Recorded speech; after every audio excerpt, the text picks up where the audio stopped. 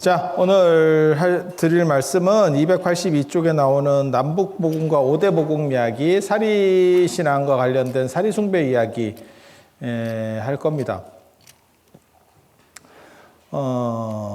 이게 사리 얘기하면 또 길어지는데 참 최대한 짧게 해보도록 하겠습니다. 부처님께서 그러니까 쉽게 말해서 딱 그거예요. 그러니까는 아버님이 돌아가셨는데 그 아버님을 추모하는 공간을 볼 거냐, 시신을 볼 거냐라고 하는 거죠. 그러니까 아버님께서 계속 사셨던 공간이 있어. 그러니까 방이 있어. 몇십 년 동안 사셨던 방이 있어. 그리고 거기에는 아버님이 쓰시던 물건들이 있어. 그런데 시신은 무덤에 있어. 그리고 무덤은 아버님이 살아계실 때는 아무 연고가 없어. 지금 보통 그렇잖아요. 뭐 요즘 분들이야 화장을 하지만 어른들 개념으로 봤을 때. 자, 어느 게 중요한가? 그 공간이 중요한가? 물건보다는 그 공간, 오래 거기서 사셨으면 그 공간 중요하지 않을까? 그치? 그런 데를 열애향실이라고 합니다. 부처님을 생각하면서 향연기가 끊이지 않는 곳, 부처님을 추모하는 공간, 열애향실. 그래서 그 대표적인 데가 기원정사에 부처님께서 18년에서 한 23년 정도 사셨으니까 그 기원정사 열애향실, 지금 금강경설법지로 알려져 있는 그곳입니다. 가보면 약간 금박 같은 게 많이 붙어 있고, 그리고 또 이제 대표적인 데가 어디냐면 왕사성의 영축산 열애향실, 영축산 맨 정상, 거기 이제 법화경을 설법하셨다고 이야기되는 그 공간입니다. 사실 기원정사가 압도적으로 많은 경전이 설해져 있죠. 기수급고도원에 계셨다. 맨날 이렇게 보통 경전들이 많이 나오니까.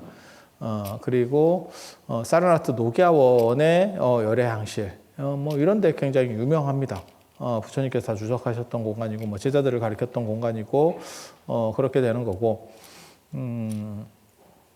물건도 그냥 일반적으로 쓰는 물건 말고 굉장히 끔찍하게 아낀 물건들도 있을 거 아니에요, 당신께서. 그렇지 않을까? 사람이 쓰다 보면. 우리 같으면 뭐 이런 금강조나 이런 염주나 이렇게 계속 손으로 쓰던 물건, 뭐 이런 책처럼 가끔 보는 물건 말고 그런 물건 하면 대박이죠. 그렇지 않나? 그런 물건이 아잔타 석굴에 가면 부처님을 추모하는 그런 물건들이 벽에 새겨져 있습니다. 돌에 새겨져 있습니다. 그게 뭐냐면 지팡이하고 물병이에요. 물병. 그러니까 뭐 유행을 하다 보면 이렇게 다니면서 생활을 하다 보면 인도는 더운 지역이니까 물병의 필연성이 있었을 거거든. 그러니까 그 물병, 그걸 이제 조관이라고 하고 군지라고도 합니다. 다 뭐 똑같은 말이에요. 똑같은 말. 인도 말을 번역하는 그런 과정에서 나오는 거니까 물병이에요, 물병. 그러니까 관세음보살 정병 같은 거 생각하시면 됩니다. 그리고 연세가 드시고 나서는 지팡이도 쓰셨는가 봐. 그러니까 지팡이. 그래서 지팡이에 이렇게 부처님 열반상이 이렇게 큰 게 있고, 그 앞에 지팡이하고 물병이 이렇게 있어요. 참, 어떻게 보면, 좀 회환이 느껴진다고 할까? 참, 약간 그리움? 뭐, 이런 거? 이게 무슨 직접 그걸 쓴 거는 아니지만, 그래도 조각이지만, 약간 슬픈, 뭐, 이런 거죠.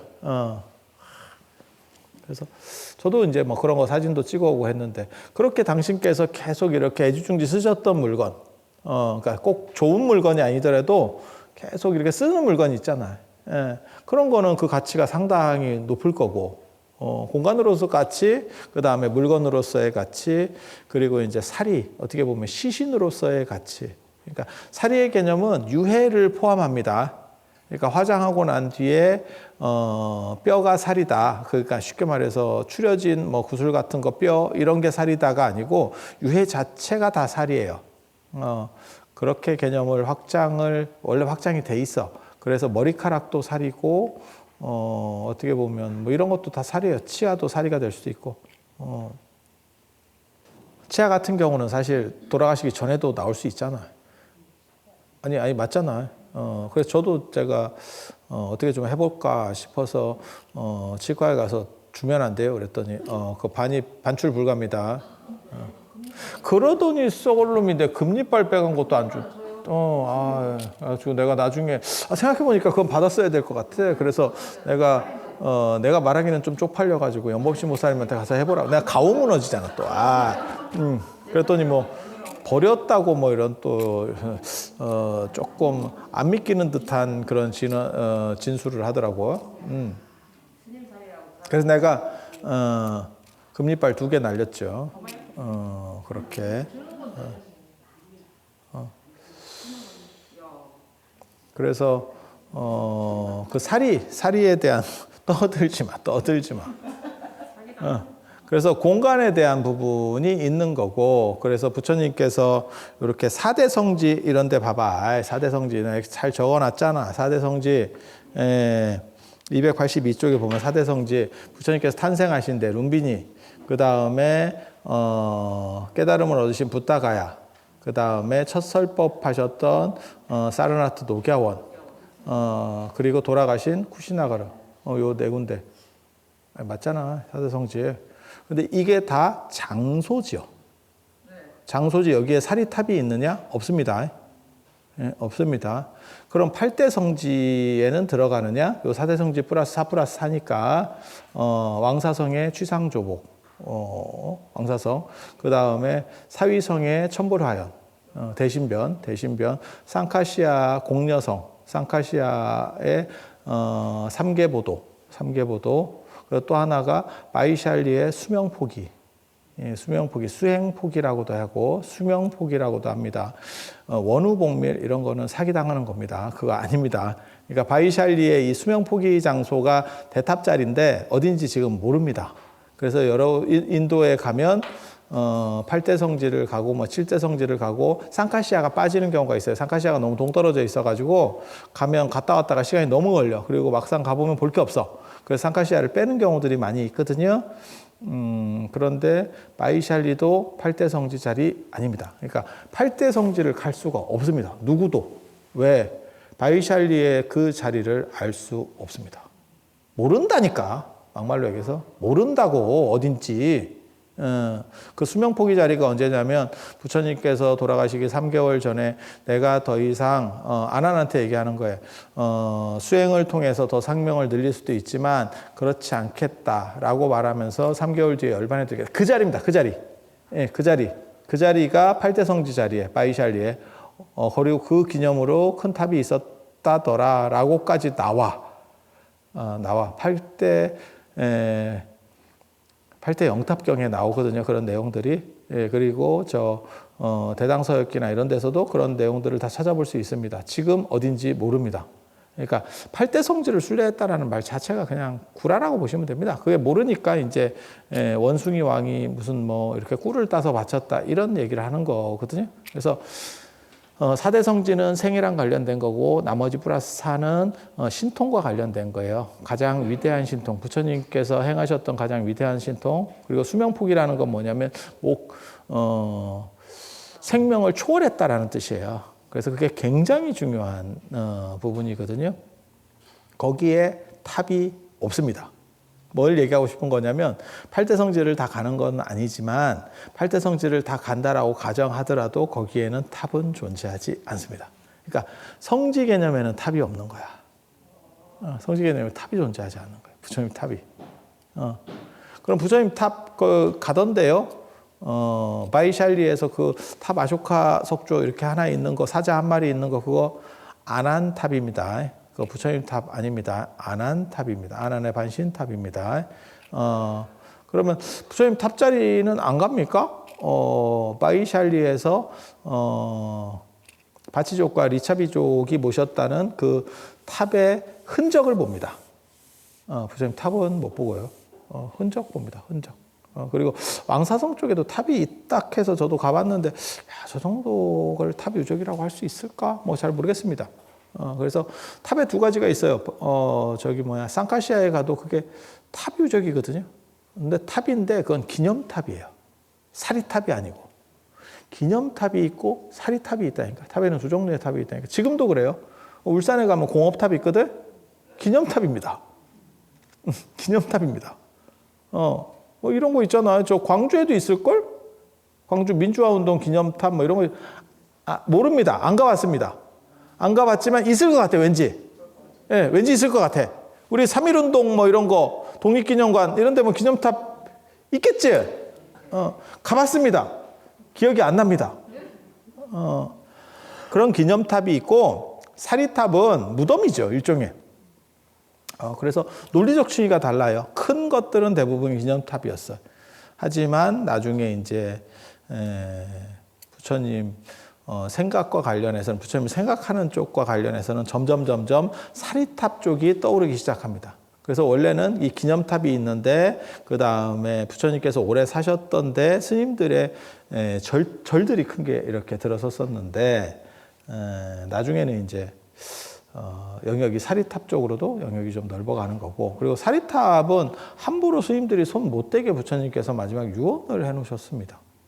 그래서 사리를 모시고 탑을 건립하는 거는 제가인들이 할 것이다. 너희들은 노타치해라. 라고 했었고, 또 사리탑은 절 안에다가 세우는 게 아니고 길가 중앙에다가 세워라. 울산의 공업탑처럼 중간에다가 세워라. 로타리에 세워라. 라고 유언을 하셨어요. 그래서 거기에 승려들이 같이 그 근처에 살기가 애매했습니다. 그래서 바이샬리 녹야원에 가면 다메크 스투파하고 나르마라지카 스투파 두 개의 스투파가 있어요. 하나는 이제 파괴돼서 자리만 있고 탑 자리만 남았고, 다메크 스투파 하나만 있어요. 하지만 그게 원래는 사리탑이 아니고 기념탑 개념이라고 보시면 돼요. 근데 나중에 사리는 발견이 됐었어요. 그러니까 나중에 추가를 했겠지. 그게 계속 늘어나거든요. 인도같이 벽돌 건축은 늘리고 싶으면 그 위에다 계속 더 쌓으면 돼. 이렇게 하나씩 더, 그 앞에 거를 없애는 게 아니고 더 키워. 그러니까 살쪄. 이렇게. 그렇게. 그래서, 부처님의 이렇게 뼈 숭배, 그러니까 사리 숭배, 그리고 제가 전에도 말씀드렸지만 구술살이나 이런 건 다 뒤에 나오는 거고, 원래는 뼈살입니다. 뼈살이. 그러니까 영골, 신골 이렇게 나는 거예요. 그래서 뼈니까 쪼개서 여러 개의 탑도 만들 수 있는 거고. 그래서 근본 8탑은 8개. 그리고 사리를 추스릴 때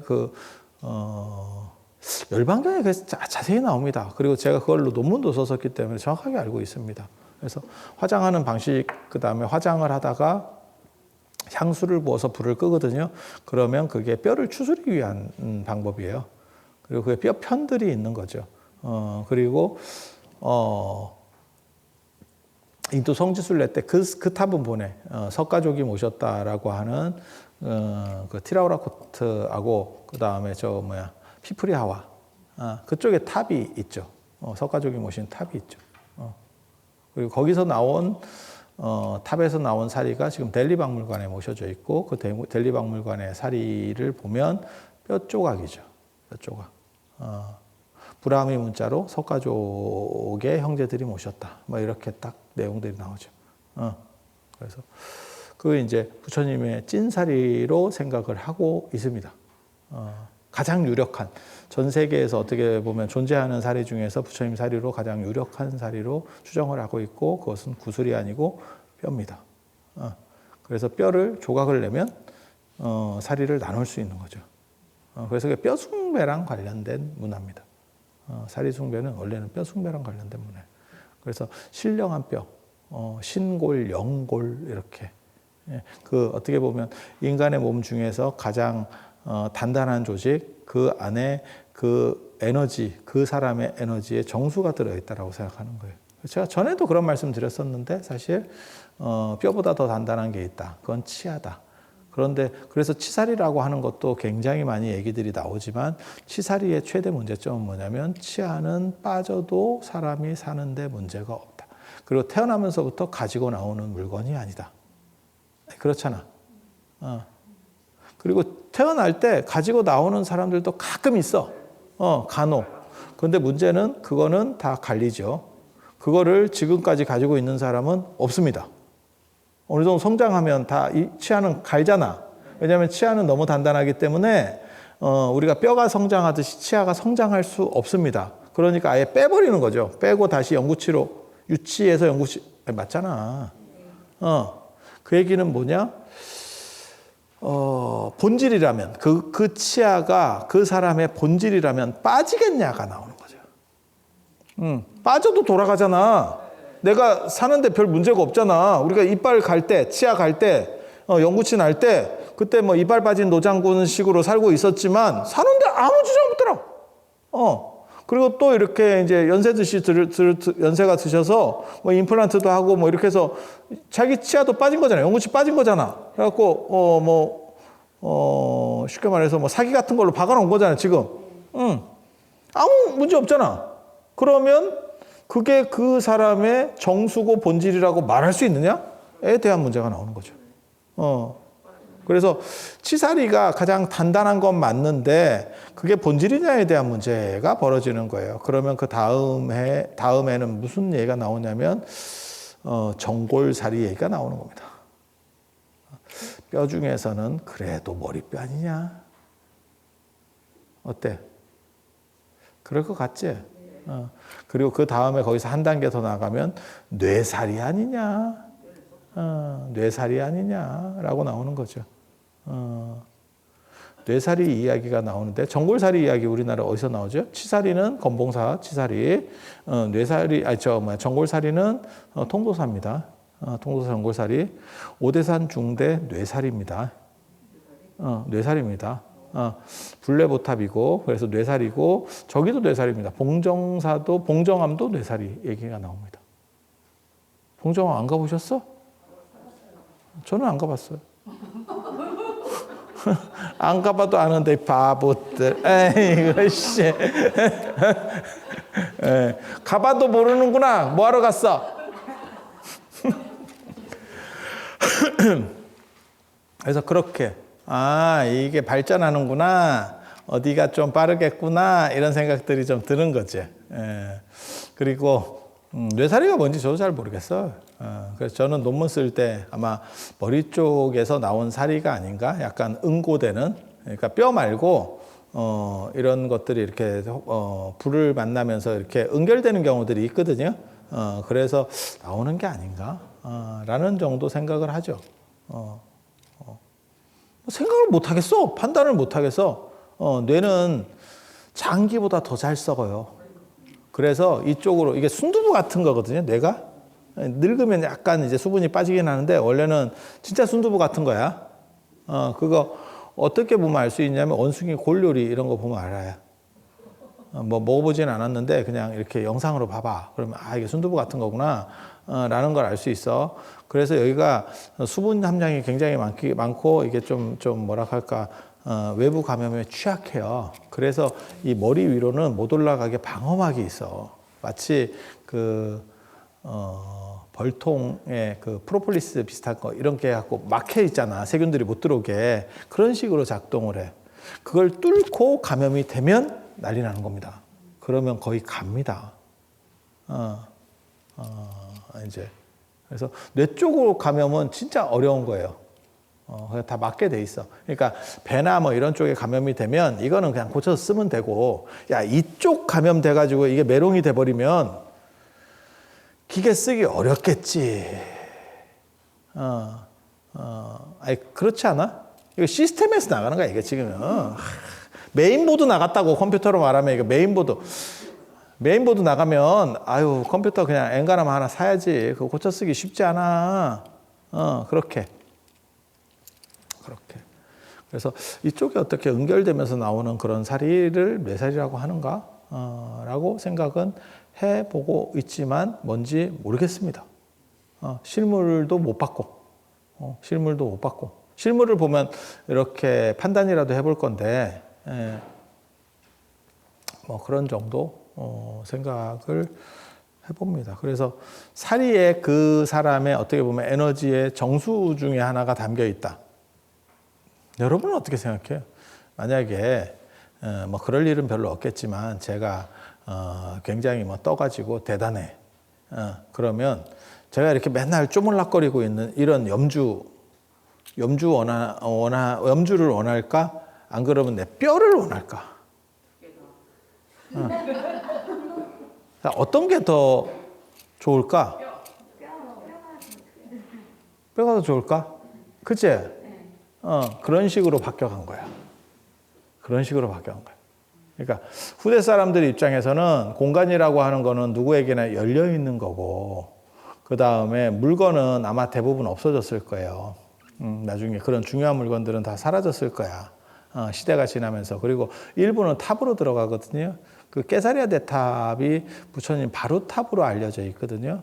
그러니까 부처님께서 바이샬리에서 마지막으로 떠나시면서 그 바이샬리 사람들이 와서 부처님을 기념할 만한 마지막으로 부처님께서 뭐라고 말씀하시냐면 내가 다시는 이곳으로 오지 않을 것이다. 그러면서 열반의 길로 떠나거든요. 그러니까 바이샬리 사람들이 따라오면서 뭐라도 생각할 수 있는 징표를 하나 주세요. 우리 예전에 그 배비장전 이런 거 보면 남자한테 그 징표를 달라 해서 이빨 뽑고 뭐 이런 거 하잖아. 야, 그런 거 알아들으면 진짜 옛날 사람이야. 배비장전 요즘 애들 들어본 적도 없을 거다. 참. 그래, 징표로 여자가 이빨을 뽑아달라 하는 거야. 스토리는 그런 거야. 맞을 거야. 그게 배비장전 맞을 거야. 나 잘 몰라. 뭐 하도 옛날 얘기를 해서. 근데 그런 식으로 뭔가를 이렇게 기억할 수 있고 추모할 수 있는 뭘 하나 주세요. 그랬더니 당신께서 쓰시던 바루를 줬다는. 줄 게 별로 없잖아. 그렇다고 무슨 옷 벗어줄 수도 없는 거고. 아마 지팡이, 물병, 옷, 바루 정도가 있지 않았을까? 유행하는 상황이니까. 이렇게. 그래서 그 바루를 이제 주니까 그걸로 나중에 이 사람들이 추모를 하다가 탑을 만들었다는 거예요. 그 바루를 놓고 그걸 더 씌워가지고 탑을 만들어. 무지하게 큽니다. 그 탑. 섣불리 탑돌이 하지 마라가 그 탑. 제가 뭐 여러 개의 탑돌이를 여러 곳에서 탑돌이를 많이 해봤는데 쉽지 않은 사리탑입니다. 만만치 않습니다. 탑이 그렇게 커. 탑돌이를 몇 번 하는데요? 3번입니다. 3번인데 만만치 않습니다. 정근하다 못 간다. 정근하다 못 간다. 그런 데 갈 때는 꼭 해묵 스님을 모시고 가도록.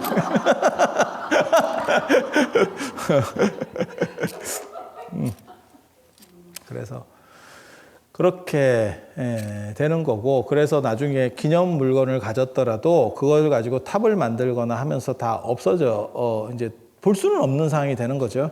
볼 수 없는 상황이 되는 거고, 그리고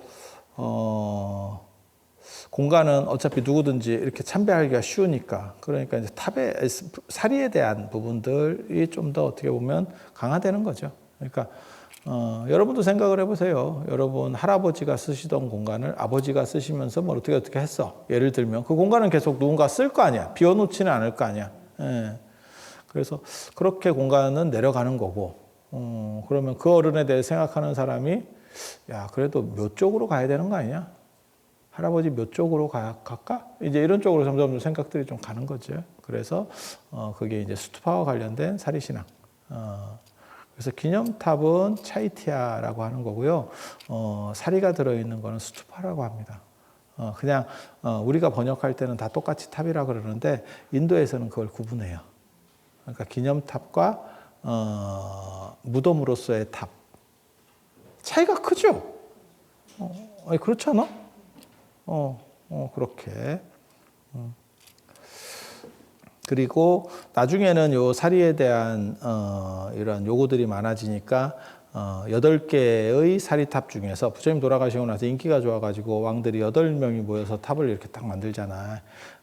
그리고 나서 그 탑들을 아쇼카 왕이, 부처님 돌아가시고 한 200년 뒤쯤에 오시는 아쇼카 왕이 그 탑들을 열어서 7개를 열었다 그러죠. 8개 중에서 랑그람 탑은 못 열었다고 나옵니다.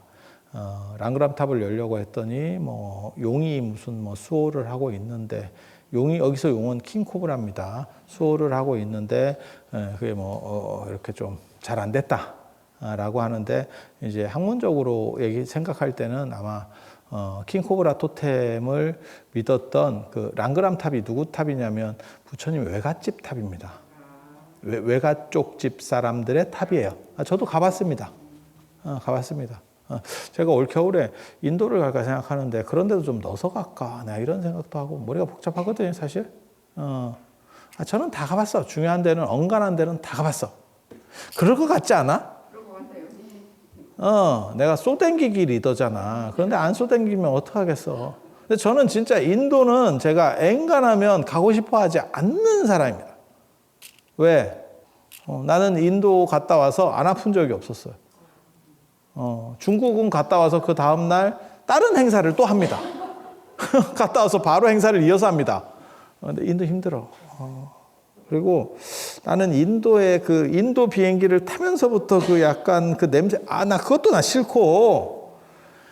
제가 인도 가서 첫 말을 한 게 그거였었잖아. 부처님 겁나 고생하셨겠다. 이거 쉽지 않다. 이거 쉽지 않다.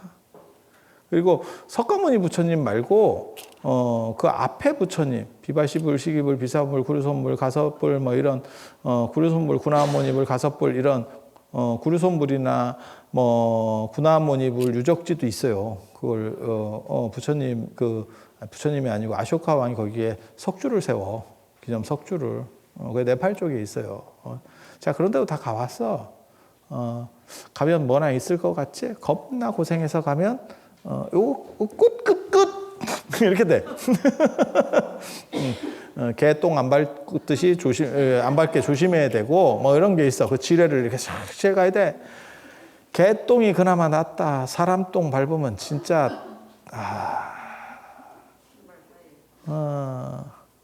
그거 생수로 이렇게 바닥 비벼서 해결 잘 안 됩니다. 나뭇가지 주고 파라 그럽니다. 가서 파봐. 파. 쉽지 않아. 내 것도 아니고 남의 거 파봐라. 그 느낌이 어떤가. 그래서 인도 쉽지 않아. 그래서 아쇼카 왕이 그 랑그람 그건 뭐냐면 부처님 외갓집인 콜리족 사람들이 모셨다는 탑이거든요. 근데 그들이 아마 나가 신앙 그러니까 킹코브라 신앙들을 믿었고 강력하게 반발한 것 같다. 그리고 아쇼카 왕 입장에서는 밀어버리면 돼요. 아쇼카는 황제잖아. 어느 정도 이렇게 콜리족 같은 경우는 약간 부족 국가에서 조금 머리 큰 정도 수준이 될까 말까 한 정도고, 그러니까는 뭐 마가다나 이런 급도 아니야. 그냥 아주 쩌리 국가, 카시국 이런 건 수준도 안 돼. 아주 쩌리 국가, 삼류 쩌리 국가 정도고, 아쇼카는 전 세계적으로도 손가락 안에 들 정도로 10손가락은 아니고요. 한 100손가락 정도 하면 들 정도로 강력한 왕입니다. 아니 진짜야. 전인도를 최초로 통일한 왕이니까. 한 20에서 30번째 안에는 들지 않을까 싶을 정도로 강력한 황제잖아, 황제. 그러니까 밀어버리면 되지. 그런데 이게 쉽지가 않아요. 왜? 종교적이잖아. 내가 부처님 사리를 잘 모시기 위해서 그 탑을 열고 싶은데 그거를 그 모셨던 주체들이 죽자고 반대를 하는데 그걸 죽이고 할 거야. 뭐 끌어내. 내가 잘 쓰는 표현인데 끌어내. 그렇게 할 수가 없거든. 아니 그렇잖아. 잘 모시려고 하는데 주체들이 실탁하는데 뭐 회유를 하고 뭐 했겠지. 지원해줄게. 뭐 이런 거 했겠지. 그런데 싫다는데. 그래서 아마 그래서 못 열었던 게 아닌가라고 추정을 해 봅니다. 굉장히 소박한 탑이에요. 이렇게 그냥 흙무덤 같아. 좀 큰 흙무덤. 마치 경주의 무슨 작은 왕릉 같은 느낌? 뭐 그런 거 전부입니다. 그리고 그거 발굴했었어요. 그래서 밑에 어떻게 뭐가 나오고 뭐 이런 이야기들이 좀 있습니다. 그래서 그런 정도가 있고 그거를 열어가지고 7개를 열어서 84,000탑. 많다라고 하는 의미입니다. 그냥 많다. 그렇게 해서 인도 전역으로 그걸 흩뿌렸고 그래서 율장에 보면 탑을 뽀개는 거는 부처님 몸을 해하는 것과 같다. 출불신열, 부처님 몸에 피를 내는 것과 같다. 그 오역죄에 해당하는 겁니다. 굉장히 나쁘게 보는데 단 새로운 탑을 건립하기 위해서는 예외다. 이렇게 나와요. 그래서 아마 시대가 뒤에 탑을 계속, 탑이라는 건 유한성이거든요. 사리가 계속 늘어날 수는 없잖아. 그러니까 탑 만들어 놓으면, 한번 만들어 놓으면, 통도사 저거 못 열잖아. 막말로. 누가 열 거야? 아니, 그렇잖아. 생각 같아서는, 그럼 그쪽 탑, 그 통도사 보공을 열어가지고, 좀 빼가지고 서로 이렇게 쭉 나누면 좋지 않아요? 누가 열어? 그걸 어떻게 열 거야? 손을 어떻게 대? 불교도들은 그걸 손댈 수가 없어요. 한번 딱 이렇게 맺혀져 버리면 손댈 수가 없어. 일반적인 불교도로서는. 그래서 거기 보면 뭐라고 나오냐면 더 크게 이렇게 불사를 하기 위해서 손대는 것은 예외다. 율장에 그렇게 나오거든요. 그게 이제 추가 조항에 나와요. 본 조항에 나오는 게 아니고. 그 얘기는 뭐냐면 후대에 그런 식 일들이 벌어졌고 그 사람들의 죄의식을 경감시키기 위해서 필요한 부분인데 그렇게 묶여 있으면 할 수가 없는 거야. 부처님 몸에 피를 내는 거다. 이래버리면 누가 해 그걸? 두 가지에 의해서 이제 저렇게 탑을 뽀개야 될 때가 있거든요. 탑을 단순히 씌워서 더 큰 탑을 만들 수 없고 이게 너무 상태가 안 좋아가지고 헐고 쉽게 말해서 재건축을 해야 될 수도 있는 거야. 예? 우리 같이 저런 석탑이 아니거든. 돌탑이고 뭐 이렇게 되면 오래되면 상태가 완전히 메롱이 될 수도 있어. 흙탑도 있어요. 저쪽 서북인도 쪽에 가면. 그러니까 그거를 이제 어떻게 처리할 거냐에 대한 것도 있고 또 뭐가 있냐면 파괴될 때도 있어. 파괴될 때도. 그러니까 우리도 이번에 그거 있었잖아. 뭐 고성 산불 맞나? 뭐 저쪽에 산불 났을 때 문화재를 빼야 된다라고 하는 게 있잖아요. 그러니까 문화재라기보다도 부처님을 어떻게 해서 이제 빼야 되냐? 근데 그 쉽지 않아요. 그게 판단이 쉽지 않아. 빼면 훼손이 되거든. 빼는 과정에서 훼손이 되는데 열심히 빼놨더니 불이 비켜갔네. 그러면 뭐라고 얘기하냐면 경솔한 행동을 했다. 이렇게 지적받거든. 경솔한 행동을 했다. 놔뒀다가 이게 타버리면 또, 야, 그것도 처참한 거지. 그러니까 이 판단을 이렇게, 이게 쉽지가 않아요. 생각보다. 생각보다 쉽지가 않아. 그래서 전쟁이나 이런 게 나면 저게 저놈들이 이교도들이어가지고 막 저리고 뭐고 이걸 다 빠갠다더라. 그러면 들고 튀지. 우리도 그렇게 했었어요. 그래서 통도사사리를 묘양산 보현사까지 올라가는 거야. 임진왜란 때. 왜구들이 쳐들어오니까. 왜구는 불교입니다.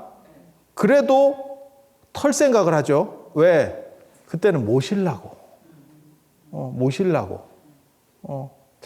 가지고 가고 싶은 거지. 훼손시키려고가 아니고. 그런 상황들이 벌어지면 이제 주지가 판단해야죠. 야, 빼야 되냐? 말아야 되냐?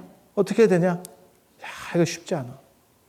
근데 그때는 뺐습니다. 그래서 정암사 거쳐가지고 요양산 보현사까지 올라갔고. 그런 내용들이 다 있어. 그렇게 해서 서산대사가 묘양산 보현사에 사시거든. 그래서 묘양산 보현사를 삼보사찰이라고 예전에 그랬었어.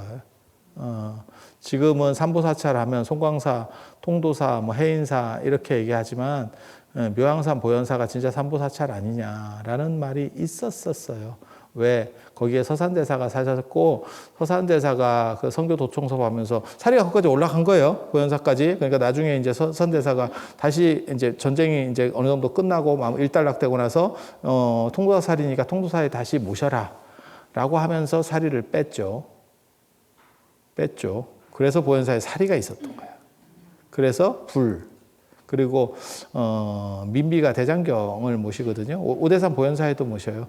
그래서 그 대장경이 어떤 대장경이냐면 지금 해인사에 있는 대장경을 인출해서 오셔요. 그래서 그러니까 통도사 사리가 일부 들어왔고 그 다음에 해인사 대장경이 들어왔고 승은 서산대사다. 이렇게 해서 불법 삼보사찰이 묘양산 보현사다. 이렇게 또 주장도 있고. 그래서 그렇게 위기에 처했을 때 어떻게 처리할 거냐. 그것도 탑을 깨야 될 거 아니야. 막말로 얘기해서. 맞잖아. 지키기 위해서 깨야 되니까. 그래서 그런 사건들이 있어요. 바이샬리 그 사르나트 녹야원에는 다르마라지카 스투파가 있었는데, 그러니까 지금 다메크 스투파하고 똑같은 형태, 거의 비슷한 형태의 사리탑이 하나 더 있었어요. 그거를 1800년대에 힌두교 사람이 그 동네에 지배자였었어요.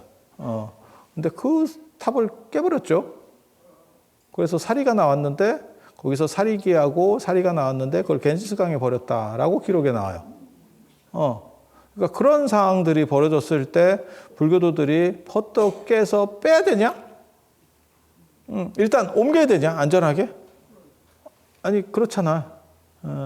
그래서 그런 이야기들이 있어요. 그래서 아쇼카 왕 같은 분들이 이제 깨서 전체적으로 한 번 이렇게 손을 못 대게 해놓으면 제한적이니까. 불교는 발전하고 점점 영역도 커지고 신도도 늘어나고 하는데 사리탑은 늘어날 수가 없으니까. 그때는 불상이 없는 거예요. 불상은 기원 전후에 생겼으니까. 그래서 사리탑들을 계속 그 수요에 맞춰서 이렇게, 그래서 불교가 발전할 수 있는 거점을 만들어 주는 거죠. 그래서 그런 일들이 있습니다. 그게 아쇼카 왕의 84,000탑 이야기입니다. 그리고 동아시아로 넘어오면 그 아쇼카 왕과 관련된다. 아쇼카 왕이 중국에도 사리를 보냈다 그래요. 그게 법문사 사리입니다. 100% 믿을 수 있는 얘기는 아닙니다. 우리나라로도 보낸다니까, 아쇼카 왕이. 우리나라로도. 그게 고구려에 있었던 요동성 아쇼카 왕 탑입니다. 요동성 유광탑조에 나오는 아쇼카 왕 탑입니다. 요동성에도 아쇼카 왕이 모셨던 탑이 있어. 아니, 믿을 수 있는 얘기는 아니고 그레타 카드라 통신이야. 그레타 카드라. 어디서부터 시작됐는지는 잘 모르겠지만 아무튼 아쇼카 왕을 이렇게 걸어가지고 나오는 얘기들이에요. 그래서 요동성 유광탑에 어떤 사리가 모셔져 있었는지 정확하게는 모르겠어. 이건 다 소실돼서 없어졌으니까. 하지만 법문사 사리는 우리가 볼 수 있는 거고, 그건 손가락 사리. 전에 우리 작년에 가서 봤었잖아요. 친견하고 이랬었잖아요. 이 손가락 사리고, 뼈사리는 유력하다. 자, 그런 얘기를 하죠. 구슬사리는 토신 뒤에 나오는 거고, 뼈로 나왔다. 그러면 다 어느 정도 이상의 연대가 올라간다. 화장법과 관련되는 거예요. 그래서 구슬 나오면 벌써 다 후대 얘기입니다. 후대 얘기입니다.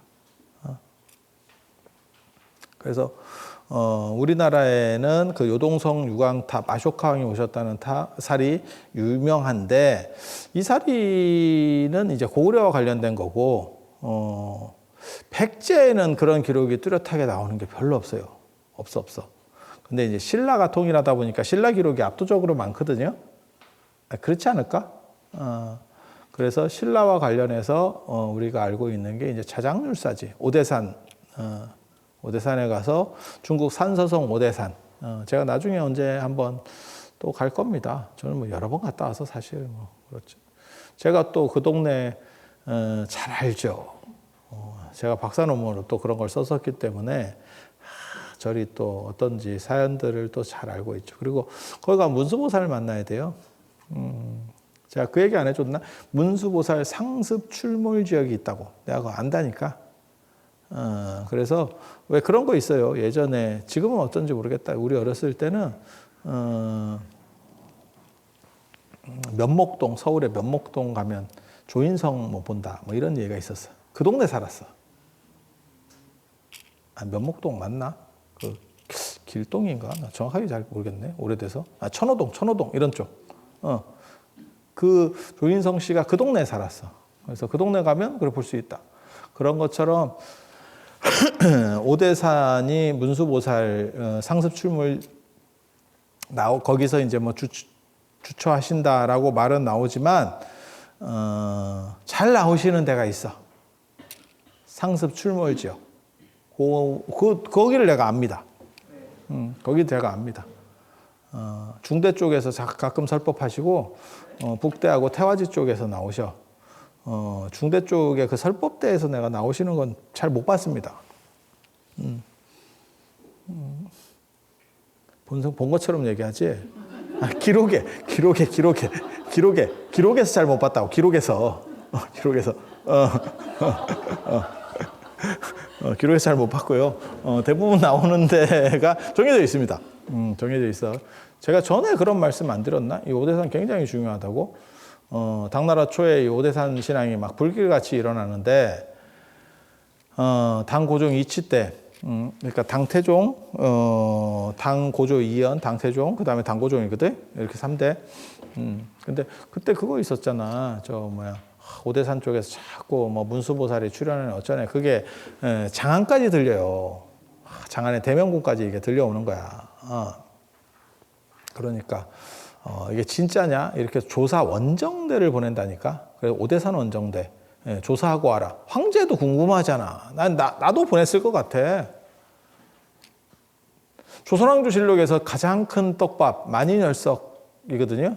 만인열석. 많은 사람의 피가 응결돼서 맺혀지는 혈석, 빨간 돌. 그게 이제 서양식으로 말하면 현자의 돌인데 그걸로다가 이렇게 금속을 문대면 금이 된다라고 하는 그런 썰이 있는데 그 만인열석, 동아시아 만인열석은 약간 달라요. 현자의 돌도 이렇게 피로 만드는 거거든. 여러 사람의 피로 만드는 거거든. 만인열석은 만 사람의 만 명의 피로 만드는 돌이에요. 그러니까 무슨 새가 사람들을 잡아먹고 뭐 이렇게 해가지고 그 사람들 피가 응결돼서 나오는 빨간 돌이에요. 그걸 먹으면 뭐 어떻게 되고 뭐 이런 얘기들이 있어. 그리고 실록에 나오는 얘기, 실록에 왕도 궁금한 거야. 그런 썰을 들으니까 그래? 야, 그것 좀 어떻게 좀 알아봐라. 이렇게 해서 얘기하는 대목이 나와. 실록에. 그러니까 그 당시 아마 왕궁에 상당히 이슈거리였던 것 같아. 우리 어렸을 때는 동충하초 이런 거 있었는데 지금은 이제 뭐 누해가지고 하는데 80년대 그 티베트 책에 보면 그런 얘기들이 많이 나와요. 티베트 동충하초 알아주는데 아세요? 동충하초가 뭔지 아시죠? 동충이잖아. 동충. 하초. 그러니까는 겨울에는 벌레고, 그 다음에 하초, 여름에는 풀이 되는 거예요. 그 얘기는 뭐냐면, 그냥 벌레인데 거기에 기생하는 버섯이 존재하는 거지. 마치 우리 연가시처럼 그렇게 해서 뇌 조종해서 뭐 이렇게 물로 간다. 뭐 이런 얘기 들어봤잖아요. 그런 것처럼 동충하초가 티벳에 야생으로 있어요. 그게 약성분도 그렇게 조탁하는 거거든. 그래서 뭐 이렇게 기록에 나오는데 중국에는 그런 떡밥이 있거든요. 우리나라에도 그거 있잖아. 산삼이 사람으로 변하는 거. 전설의 고향 못 봤어? 372회 뭐 이런 데 보면 네 다리 네 나라가 그 산삼이다. 그 네 다리 네 나라의 정체가 산삼이야. 그 다리를 삶은 거를 봤더니 산삼이었어. 이렇게 나오는데 산삼만 그렇게 되는 게 아니고 하수도 그렇게 된다는 썰이 있어요. 하수 먹으면 검은 머리 나. 하수도 그렇고 꽃도 사람 되는 경우가 있거든요. 꽃도 오래되면 뭐 사람 되고 뭐 이런 거. 뭐 있어. 아휴 참. 여우도 사람 되잖아. 주변에 많이 있어. 여러분들 눈에 잘 안 보여서 이게 맨인블랙 같은 거야. 외계인 뭐 이런 것도 다 섞여 있는데 잘 안 보는. 여기 여우도 몇 마리 있고 뭐 이렇게 다 섞여 있는 거야. 식물도 있고 동물도 있고 막 이렇게. 근데 이제 여러분이 내가 가르쳐줘서 알아도 좀 지나면 이게 불 한번 팍 튀기면서 지격이 지워져. 맨인블랙 영화 보면 그렇게 돼. 딱 그런 거 뭐 되는 게 있거든요. 근데 그거를 내가 티베트 책들을 읽는데 너무너무 뭐 대단한 것처럼 적어놨어. 그래서 내가 야 저거 한번 내가 꼭 사봐야겠다. 그래갖고 돈을 모아가지고 사려고 했으나 그때까지만 해도 그런 게 잘 안 들어왔어. 그런데 몇 년 지나니까 누에하수오 그 누에에다가 하수오가 아니고 그 동충하초 그 균을 갖다가 증식시켜 버리는 거지. 그래서 지금은 동충하초가 버섯 요리 전문점에서도 나오죠. 그죠? 그렇게 나오잖아. 그거 먹으면 뭐 엄청 대단한 것처럼 옛날에 그 김일훈 씨가 신약 책 썼을 때 거기에 죽염 가지고 엄청나게 뭐 대단한 만병통치약인 것처럼 써놨거든.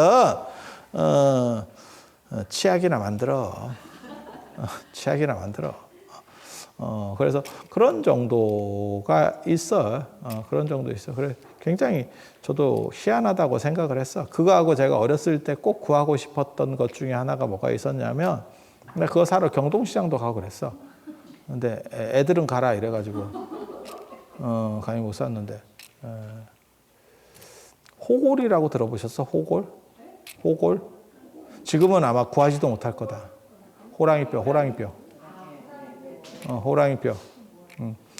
호골하고, 그, 녹슨 쇠하고 식초하고 이런 거를 섞어가지고 딱 만들면, 철사장을, 손을 쇠처럼 만들 수 있대. 그래서 거기 필요한 약재 중에 하나가 호골이야. 호랑이뼈가 있어요. 호랑이 기운을 흡수한다.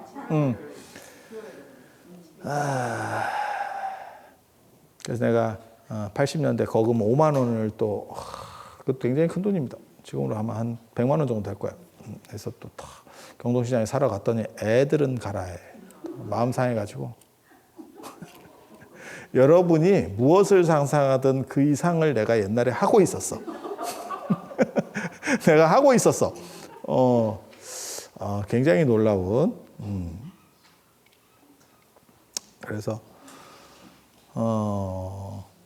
그렇게 뭐 살았다 죽었다 하는 뭐 이런 이야기들 많이 나와요. 근데 알고 보면 대부분 끝까지 궁금했던 거는 뭐냐면 야명주 궁금하고요.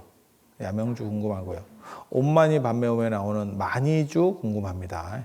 예, 만이주, 만이주. 야명주는 방사성 물질이 아니었을까라는 생각을 해 봅니다. 빛을 스스로 낼 수 있는 거는 발광체는 방사성 물질이 아닌가. 방사성 물질에 빛내는 게 있어요. 빛내는 게 있거든. 그래서 제가 전에 얘기했잖아. 청나라에서 가장 유명한 야명주 서태후 입속에 들어갔고 마지막 서태후 죽을 때 입속에 들어갔고 그게 나중에 군벌들이 그거를 다시 서태후 무덤을 도굴 할 때 빼냈고 그게 송미령까지 갔다라고 기록이 나온다니까. 장개석 부인 송미령. 송미령이 대단한 여성이잖아. 압니까? 송미령 때문에 중국이 흔들흔들했죠. 우리 식으로 말하면 약간 소선호 같은 캐릭터지. 송미령 이렇게 사진 같은 거 보면 그렇게 이뻐 보이지는 않는데 아무튼 상당히 매력적이었는가 봐. 그때 잘 나가던 사람들이 다 이렇게 좀 약간 놀아나죠. 90세인가 뭐 이렇게 굉장히 오래 살았어요. 꼴초.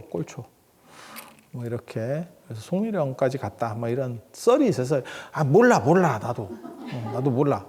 본 적 없고 쩔인데 뭘 하겠어. 그냥 다 기록만 가지고 이렇게 따지는 거예요. 그래서 그 야명주 궁금하고 그 다음에 만이주 굉장히 궁금합니다. 여의주 압니까? 여의주? 코브라 몸에서 나오는 돌이 있다 뭐 이런 또 썰이 있거든. 그게 여의주가 아닌가라는 얘기들도 있습니다. 근데 그래서 뭐 코브라 돌 뭐 이런 얘기들이 있는데 그건 이제 공식적으로는 거짓말입니다. 공식적으로는 거짓말입니다. 그리고 그 여의주는 원래 킹코브라 이마 위에 있는 거예요. 그래서 영상이나 이런 데 보면 킹코브라 머리를 이렇게 짜면 거기서 돌이 나오고 뭐 이런 것도 있는데 다 구라입니다. 그런 건 없습니다. 그래서 그런 거 있고 여의주가 뭔지 정확하게 모르겠어요. 동아시아에서의 약간 여의주 계열들 여우구슬 이런 거 압니까? 여우구슬? 여우가 이렇게 술법 부릴 때 쓰는 거? 몰라? 몰라? 그런 거 있어. 여우구슬. 그런 거는 아마 내단법하고 관련된 단전호흡 관련된 이야기가 정립된 뒤에 나오는 이야기일 겁니다. 그리고 연대가 올라가면 그런 것들을 몸에 가지고 있는 게 아니고 외부에서 얻는 걸로 나옵니다. 여의주와 관련해서 제일 유명한 한국 이야기는 삼국유사에 나오는 분황사인가? 거기서 이제 연못에서 밥 주다가 거북이가 여의주 이렇게 뱉어주는 그거거든요. 그렇게 해서 그 사람이 그거를 옷에다가 달고 다니니까 사람들이 전부 다 좋아해. 그 사람이 개쩔이었는데, 예, 갑자기 그걸 달고 다니니까 너무너무 좋아해. 그래서 나중에 중국까지 가서 황제도 아련하거든. 근데 중국 황제 옆에 누가 있었냐면 상을 잘 보는 사람이 있었대. 예, 뭐 관상이나 이런 형상. 정확하게 말하면 골상입니다. 골상. 뼈의 기운. 뼈를 통해서 그 사람의 기운을 판별하는 사람이에요. 그래서 그렇게 골상을 잘 보는 사람이 있었는데 그 사람이 볼 때 저거는 매력적인 게 전혀 없는데 쩔인데 왜 그런 에너지가 저 사람에게서 나올까? 라고 해서 뭐라고 얘기하냐면 황제에게 뭐라고 얘기하냐면 저놈이 진귀한 물건을 가지고 있을 겁니다. 그 물건의 에너지가 쟤를 지배하는 것 같습니다. 그렇게 해서 족쳤더니 그 여의주를 토해내더라. 쉽게 말해서 꺼내더라. 그래서 황제가 뭐라고 얘기했냐면 내가 몇 월 며칠 날 여의주가 하나 사라졌는데 그게 이거 같다. 이러면서 홀라당 뺏어갔다라는 얘기가 있고 그걸 뺏긴 뒤에 이 사람은 다시 평범한 인간이 되었다. 라고 하는 이야기가 있습니다. 궁금합니다. 궁금합니다. 나도 모르겠습니다. 만이주는 이 부처님 사리가 이 세상이 무너질 때 이 사리가 고온 고압 속에서 보석으로 탄생을 하는 게 만이주입니다. 그래서 제가 예전에 그 반지 디자인할 때 옴마니 밤매옴 그래서 연꽃 속에 보지요. 연꽃 속에 옴 마니 밤매 훔이잖아. 밤매가 파드매 그러니까 연꽃이라는 뜻이고 옴하고 훔은 그냥 우리 식으로 감탄사 같은 최고 존칭 뭐 이런 거예요. 그래서 옴 마니주라는 뜻이에요. 연꽃 속에 마니주요. 오 연꽃 속에 마니주요. 오 대단해요라고 하는 거예요. 그래서 모든 나쁜 기운이 물들지 않고 청정하게 부처님 사리가 변화한 최고의 보석. 이런 뜻이에요. 이런 뜻. 그래서 그것 디자인할 때 제가 연꽃 속에다가 그 루비를 박아가지고 이렇게 옴마니 밤매옴 뭐 이렇게 만들고 그 뒤에다가는 옴하고 훔자를 써서 옴마니 밤매옴의 에너지가 이렇게 흐르도록 뭐 이렇게. 저도 마니주 모르겠습니다. 근데 역사적으로 계속 반복돼서 나오는 이야기는 특별하지 않으면 무언가 근거가 있었던 걸 확률이 굉장히 큽니다. 그러니까 그냥 구라로 지어내면 한두 번 하다 말아. 근데 계속 나오잖아? 뭔가 실체가 있는데 지금은 약간 상태가 달라지면서 인지가 잘 안 되는 것뿐이야. 그런 경우들이 있어요. 그래서 우담바라 같은 건 아닙니다. 우담바라는 그냥 인도에 있는 식물입니다. 꽃입니다. 꽃. 뭐 청계사부터 시작되는 그 이상한 그런 짓 아닙니다. 그런 거 아닙니다. 그런 게 우담바라 절대 아닙니다. 그냥 네이버 같은 데 쳐도 우담바라 식물이 나옵니다. 우리 개나리 뭐 이런 것처럼. 그럼 우리나라에 있느냐? 없습니다. 마치 두리안 나무가 우리나라에 없듯이. 예, 그러면 그것은 실제하지 않는 겁니까? 실제하는 겁니다. 우리나라에는 없는 겁니다. 있을 수 있잖아, 그렇게. 펭귄이 없는 것처럼 동물원에 있습니다. 뭘 없어. 그렇게 가는 거지.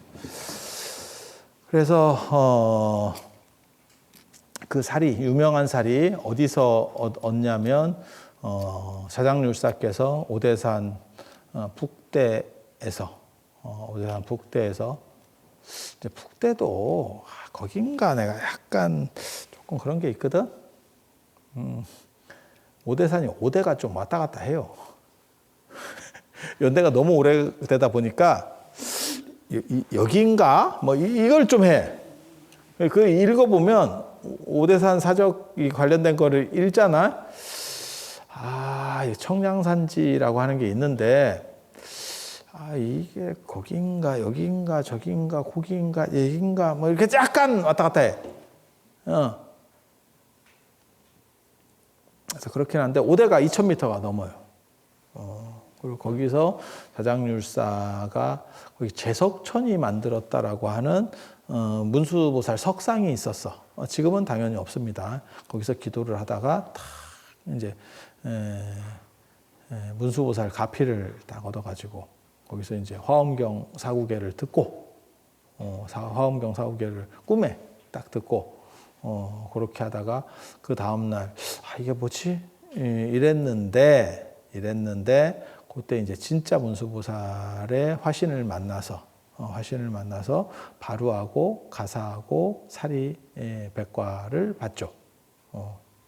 그렇게 해서 우리나라에 와서 사리를 모셨다. 그러니까 우리나라 지금 오대산하고 이런 오대보공, 남북보공은 오대산 중대보공하고 그 다음에 통도사를 양산 통도사를 얘기하는 거고 오대보공은 거기에다가 이제 플러스 3이 더 들어가서 정암사, 법풍사, 그다음에 봉정암 이게 더 들어가면 오대보공이 되는 거고 그리고 이 사리들은 전부 자장률사가 문수보살에게서 받은 사리고